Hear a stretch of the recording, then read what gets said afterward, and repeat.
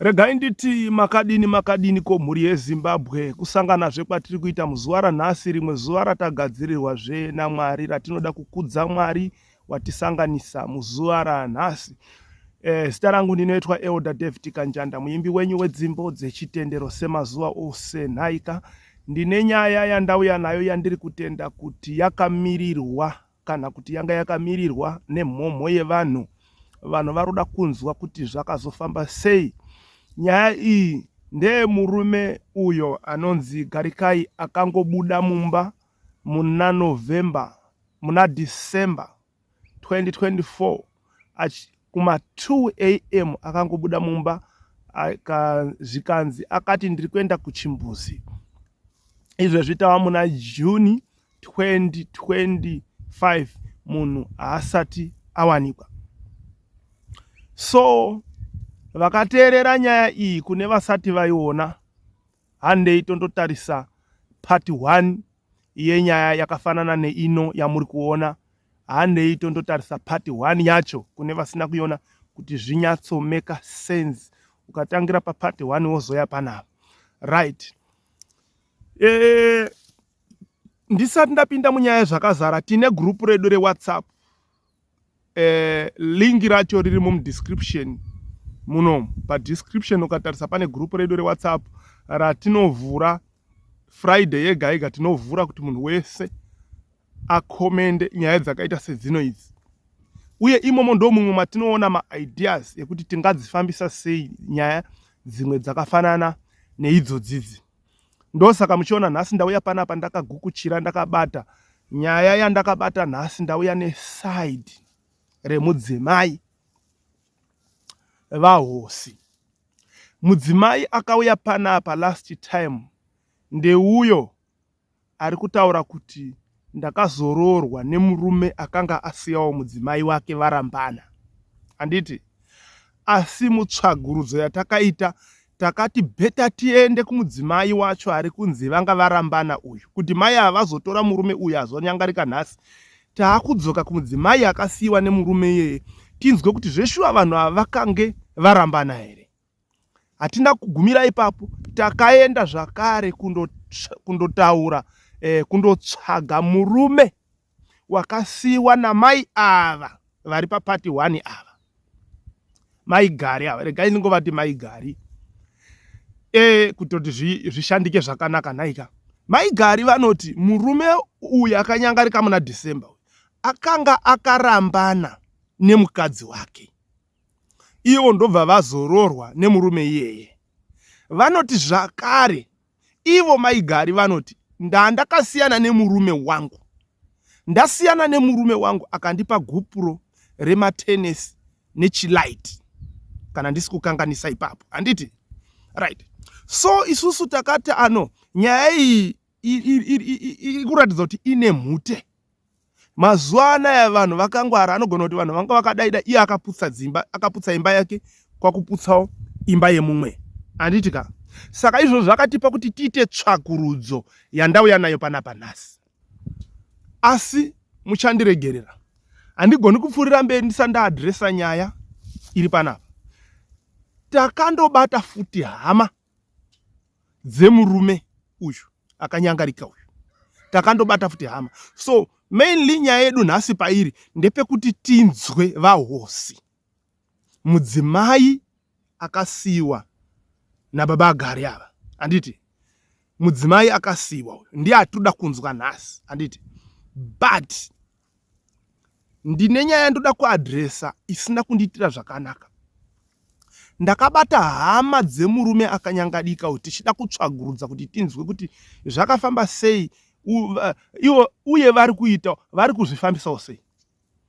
Saka mukubata imomo muhama imo handizivi kuti vakapasirana meseji here kana kuti vakaita sei kana kuti vakaonawo vhidhiyo iri part 1 iyi. Pakazoita umwe akandifonera ane masoko asina kundifadza. Akafona achitaura kuti dai muri mumwe mwabvisa vhidhiyo iroro kureva part 1 yatakaisai nekuti pamberi apa pachaita kusungisanwa. Ndikati indawa zvikazi inini ndindega ndine mvumo yekutaura zvinhu zvakaitika mumusha mwedu. So kana pangori ne say name yemusha wedu chete pavhidhiyo renyu dhilitai, nekuti pamberi apo pachaita kuzosungisana.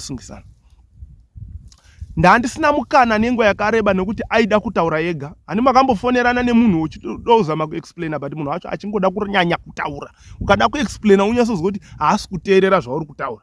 Asi iye ndiye ari kuda kunyanya kunzika pane zvaari kutaura. So ini ndakasara ndine mubvunzo kuti kona iye munhu uyu anotouya akagumbukira inini anondiziva. Tinozivana. Handizivani naye. Iye haandizivi, ina handimuzivi. There is no need yekuti auye kundipopotera kana kuti andiwenge. Ini ndiri kuita basa rangu. Uye munhu wese mazuva anaya ari kuwandira pasocial media. Hachisi chivi kana mhosva kunzi nyaya yabuda pasocial media. Hachisi chivi. Kwatoone nyika. Ndokufambirana nenguva. Even ZBC chayo iri kutefenyura pasocial media. Manika Post, The Herald, vari kutouya pasocial media. Nokuti ndokwane vanhu vacho. Saka mai Gari ava vakauyawo pasocial media kusvikochema kana kuti mbudzi kuzvarira paruzhinji unzi itandirwe mbwa. Ndozvavakaita. Saka haisi mhosva yedu isusu. Zvichida vaifana kunetsana namai Gari, noti nesusu, kwete nesusu. So iye akandoshaisha kwekunanganisa miseve yake. Handi muri kuona manje. So kamwe kakaitika imomomo. Kandangoti ndipfure nepo ndikuzivise uinde imwe yehama dzemurume akanyangadika uyu yakandifonera ichitaura izvozvo, achiratidza kusafara nekuuya kwakaita mai Gari paUtindi TV vachisvikotaura nyaya yavo. Haana kuzvifarira, ende kusazvifarira kwacho haana kugona kuhendela nyaya yake. Akatozonga akuita inonzi tsuro negwenzi zvekufunga kuti kuisa nesu munyaya yatisingafaniri kunga tiri munyaya. Isu hatisi munyaya isusu. Nhasi uno ndikabudisa vachimuti mumapepanhau kana kuti ndikaendesa vachimuti kumapurisa. Mapurisa haana problem. Mabepanhau harina problem. Problem ingangove pamunhu andiendesa ikoko. Handiti. Saka vachimuti vanofesana neni, noti kufesana nebepanhau kana kuti kufesana nemapurisa. Ipapapo batereke chuma chemuzukuru. Ndangoti ndipfure nepo. So ndaakuda kupinda munyaya. Right. Mudzimai vahosi. Ndoda kuverenga message yavo pana. Vahosi ndakataura navo. Chinhu chekutanga chavakaita vakati handifariri zvekubuda pasocial media. Ende face yangu handinyanyi kuda kuti ionekwe pasocial media. Vane mareasons avakapa. Imwe reason yavo ndeyekuti vanoti vakabatikana chaizvo nechiitiko chakaitika vachiri pakurwadziwa, saka kuzonzwa macomments evanhu mucomment section vamwe vacho anobaya. Saka vakangoti ano ndakukupai maaudio aya. Ndakusenderai maaudio, imimi musazoisa maaudio yangu, mongozoita zvekunareta nyaya yacho. So nyaya yavo takaibvisa kumaaudio tikaisa pamessage yandoda kukuverengerai pane zvavaitaura ivo vahosi zvichibuda mumuromo mwavo. Hatichiteererai tinzwe. Pendakatorerwa murume ndakarwadziwa kwazvo zvekuti izvezvi ndatova neBP. Mudzimai uyu akatora advantage yekuti waiziva zvakawanda zvaiitika mumba mangu nekuti waiita zvekushandira. Saka nedzimwe nguva murume wangu aitoshandirwawo ikoko. Chakanyanya kundirwadza ndechekuti izvi zvakaitika ndiri panguva yakaoma. Ndaiva neurwere hwaamai vangu avo vakazotoshaya mai vacho. Kusvika pari zvino handingati ndatova right, asi kuti ndavaonani. Kureva kuti vari kuratidza kuti vakabatikana zvikuru nechiitiko ichocho. Taigarisana munharaunda imwe chete, asi iye mukadzi ndiye wakatanga kuuya kuzorapwa zvemaherbs nemurume wangu. Kureva kuti mai Gari ndo vakatanga kusvikorapwa pamba apa zvemaherbs, zvikazokonzera kuti vabva vachingodzvairirana sevanhu vanga vari munharaunda imwe chete. Takange tava kufambidzana sevagarisani. zvekuti iye akanga ajaira pamba pedu, nokuti ndipo paaichajira foni, kukumbira ufu ungava munyu nezvimwewo zvakangodaro daro. Ini ndaingoti tiri kubatsirana sevagarisani ndisingazive kuti iye ane ajenda yake yaakaviga kumashure uku. Ndakazoziva zvinhu izvi zvanga zvatoshata mushure mekunge murume wake auya kuzondiudza ini. Right. Murume wake akadzoswa kubasa rimwe remazuva, angokolapsa ari kubasa ikoko, ndobva adzoswa neshamwari dzekubasa kuperekedzwa kuiswa kumba. Paakazoitwa counseling neshamwari nehama dzekubasa, ndo paakatsanangura dambudziko ranga richimunetsa mupfungwa remudzimai wake akanga odanana nemurume wangu.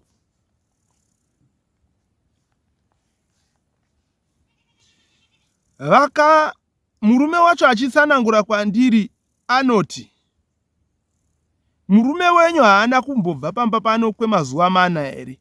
Ini ndikati hongu, ndakambomushaya pano kwemazuva 4, zvekuti ndandongofungira kuti pane zvaari kuita murume wangu, nokuti haasaimbodaro mumashure mwese. Nyamba ndo zvakakonzera kuti uyu murume azokolapsa, nekuti mudzimai uyu Maigari vakatora pei yemurume achangobva kuhora 350, vakabuda nayo nemurume wangu vakaenda kwemazuva 4, vakazodzoka after 4 days. Ini pa4 days idzi ndainge ndatanga kufungira kuti pane zviripo, asi girlfriend handina kuziva. Ndakazoziva mushure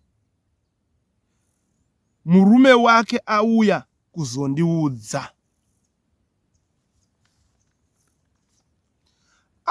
After chiitiko che4 days ichi, vakakumbirana ruregerero kumba kwavo ikoko, vakagarisana kwe2 months, ndo kubva vazotorana zvachose.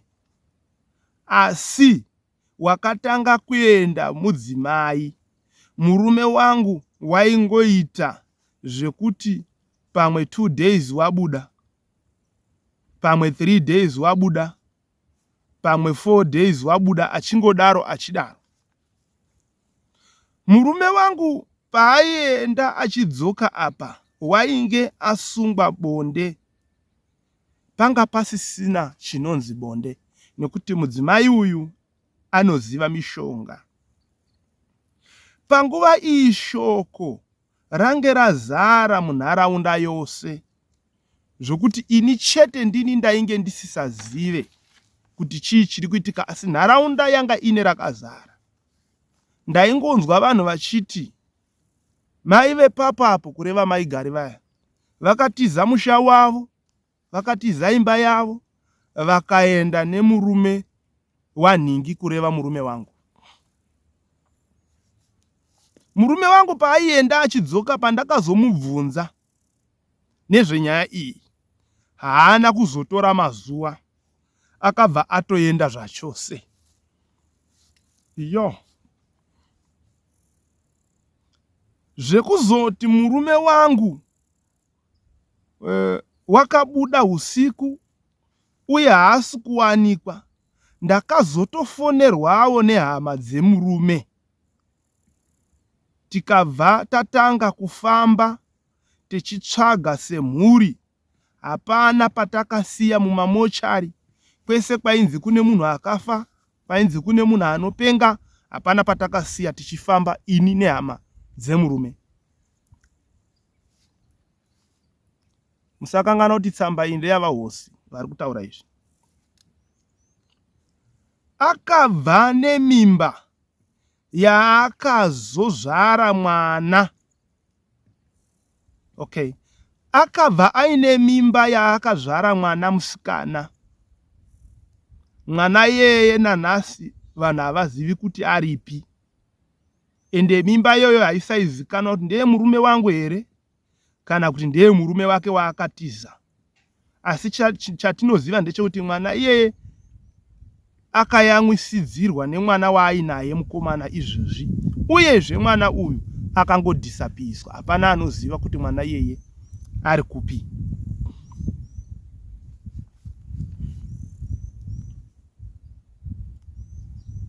Paakatora murume wangu,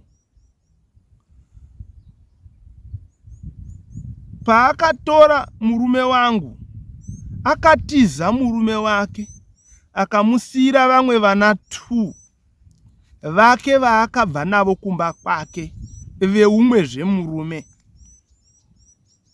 Nekuti akaroorwa nemurume wake uyu aine vana 2, ndobva azoita vana 3 nemurume wake.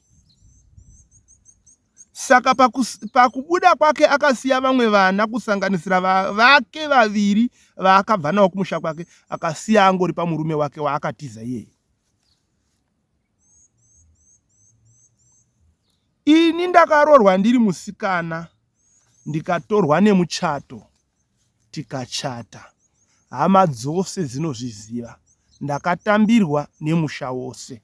Hapana asingandizive mumusha wese. Ndini chaiye murume wemurume ari kushayikwa uyu. Hama dzangu, aya mashoko atiri kunzwa kubva kuna vahosi. Varume, kana kune nyaya iyi nyaya inonditurisa mafemo. Zvamuri kundoona panapa izvozvi ndine zvakawanda zvandaanazvo maringe nenyaya iyi. Zvimwe zviri kubva kuhama dzemunhu ari kushayika, zvimwe zviri kubva kumurume wacho. But patiri kuya nepart 3 ndo patichapa mukana kumurume wacho, achizvitsanangurira ega iye murume akasiyiwa uyu. Tinzwe kuti ichokwadi here kuti akapa mudzimai gupuro, vakanga varambana here kuti azoroorwa nemurume uyu. Toda kunzwa kuti ichokwadi here ichocho. Kana chisiri chokwadi, tochiona kuti saka mai ava vari kunyepa here, uye kana vari kunyepa vari kunyeperei. Uyewo hatisi kugumira ipapo, tiri kupinda kuhama. Chandingangoda kuti musare muchiziva ndechekuti izvezvi hama dzeiyoyo akashayika ari kunyangarikawo, asiri kuonekawo. Pari zvino zvandakatoona dzine division. Dzimwe dziri kumira navahosi vane tsamba yataverenga, dzimwewo dziri kumira namai ava maigari ava. Saka nyaya yacho inini ndiri kuzama, nokuti vavariro yangu ndeye kuda kuti nyaya dzakadai nezviri kubuda zvimwe zvakakomberedza nyaya dzacho yaifanira kuzika mudare rachifi. But hapana kana 1 ari kusimudza musoro kuendesa nyaya iyi kwachifi. Hongu munhu akashayika nyaya inoripotwa kupolisi, yakaripotwa nyaya. But pane zvakakomberedza nyaya yacho zvinotoratidza zvega kuti izvi zvaifanira kupinzwa mudare rachifi. Kana munhu ashayikwa munoripota nyaya kumapurisa. But pane dzimwe dzinozoiswa mudare ramambo. Dzimwe dzacho dzandiri kutaura dziri kubva kuhama. Idzodzo nyaya dzinopisa padikani. Handisanda kuda kudzibata, tiri kuya nadzo. Uye ndiri kushanda nenyaya yacho ndichiona kuti taapapi, uye inofanira kufambiswa sei nenzira yakangwarira, nekuti inyaya yakaripotwa kumapurisa plus inyaya yevanhu vasiri kuwirirana. So kana vanhu vasiri kuwirirana, isu hatidi kuwedzera kubaya nemunzwa. Tinoda kuti tisvike pakusiya tavabatanidza. Ndo donzo redu. Toda kusiya tavabatanidza, vakuwirirana, vachinhu chimwe. Hatifariri mhuri dzinoparadzana. Soko raMwari rinoti zvinofadza sei kana hama dzichigara pamwe chete nerugare nerudo rwakureva kuti Mwari vanofarira vanhu vanoyanana. Matthew chapter 5 inobva yataura kuti vakaropafadza vanoyananisa, nekuti vachanzi vana vaMwari. Saka ndiani asingadi kunzi mwana waMwari? Saka ndinotodawo kuyananisa kuti ndinzi ndiri mwana waMwari kwete waSatani. So ndosaka ndichikudzai ndagarira dzimwe dzandakagarira pachigaro chandakagara ichi dzinopisa dzakakomberedza nyaya iyi. Chimbomirai kupa vanhu, kupa chero hwani mhosva, imbonzwai. Chimbonzwai. Alright, muri yeZimbabwe.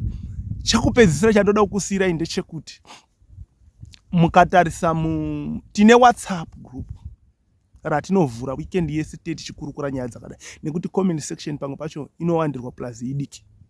Saka ku WhatsApp unokwanisa kutaura uchipindurwa zvakanaka tichitaurirana. So takacreate group redu rakanzi Utindi. So group irorero link racho ririmo mu description renyaya inoi. Mojoina that group, mukajoina group iroro tinorivhura weekend yega kutanga Monday takarivhara, hakuna munhu anosenda message, but weekend tinoita rivhura kuita kuti timbokurukura nyaya dzakaita sedzipi seidzozi, tichionesana tichibatsirana kuti zvifambe zvakadini zvakanaka. Saka tiri kuuya nemurume akatizwa pachikamu chinoteera part 3 kwanhasi. Tombogumira pano. Mwari akukomborerei, Mwari akuitirei zvakanaka. Ndini wenyu Elder David Kanjanda. Kune vose vasati vabaye pakanzi subscribe, tokumbirawo zvomubaye pakanzi subscribe, mubaye ka notification bell karipo kakanzi all. Tosangana pazvikamu zvinoteera. Fear not, sin not. Bye bye.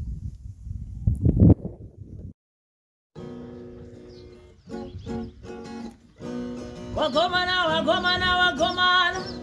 uyai muone zvaitaka television Utindi TV yasata.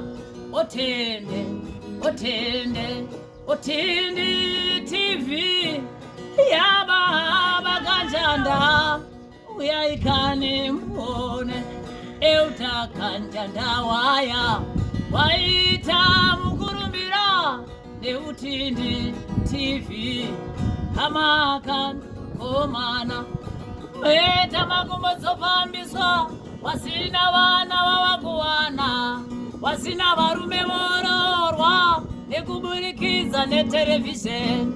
Utende baba, nesuo tasimuka tarirai.